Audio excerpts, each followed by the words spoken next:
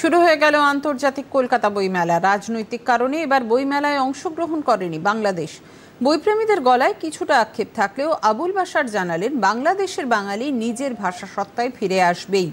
শিল্পী যোগেন চৌধুরী জানান, বাংলাদেশ তাদের ভুল ভ্রান্তি শুধরে পুনরায় মানবিক জায়গায় এসে দাঁড়াবে।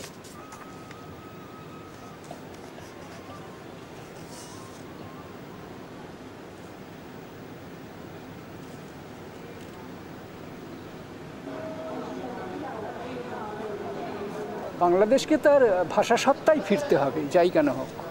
এটা আরেকটা লড়াই, আমার মনে হয় আরেকবার একটা মস্ত লড়াই, এটা সাংঘাতিক বড় ধরনের লড়াই, বা এমন হতে পারে তার রক্তক্ষয়ী হতে পারে, জানি না কি হবে।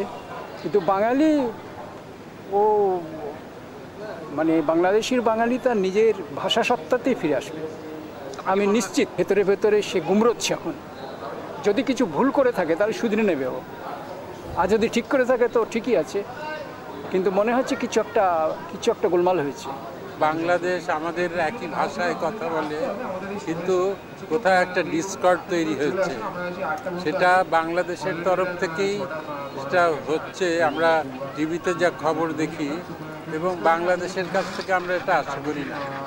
আশা করি তারা ক্রমশ তাদের যে ভুল ভ্রান্তি যা আছে তার থেকে উঠে আসবে, উঠে এসে মানবিক জায়গায় তারাও তাদের মতামত দেবে, তারা মানবিক জায়গায় দাঁড়াবে এবং সমস্ত মানুষের সঙ্গে একসঙ্গে চলবে।